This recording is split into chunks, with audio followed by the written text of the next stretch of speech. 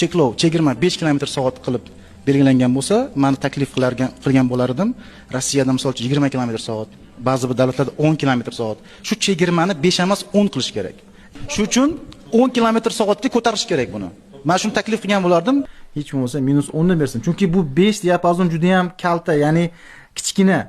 Bu avtomobillar, hozirgi avtomobillar juda rivojlangan. Gazni biroz hayol bilan sal bosib gaplashib, oila bilan ketishingiz bor, do'stingiz bilan biroz gazni bosorsangiz 66-67 bilan juda, men ishonchim komil, 66 bilan tushib qolgan insonlar juda ham ko'p. Hozir kommentariy yozishlari ham mumkin, 66 bilan tushganman deb. Taklifim bor. Hamma joyda bong urib gapiraman. Hech bo'lmasa -10 qilishsin. 20 ga kuchimiz yetmasa -10 qilaylik. Bitta tajriba qilib ko'raylik shu narsani. Xalq uchun-ku bu chiqayotgan qonunlar, qoidalar xalqning yaxshi yashash uchun bo'lish kerak-ku. Bo'lish kerak-ku, yengillik bo'lish kerak-ku. Odamlar asab bo'lib yurish kerak emas-ku. Hozir kimga qarang, hamma asab. Jarima. Hamma asabiy bo'lib qolgan, to'g'risi. Keling shuni biroz yumshataylik. Xalqqa ham, aholiga ham, haydovchilarga yengil tomonlarini ko'rsataylik.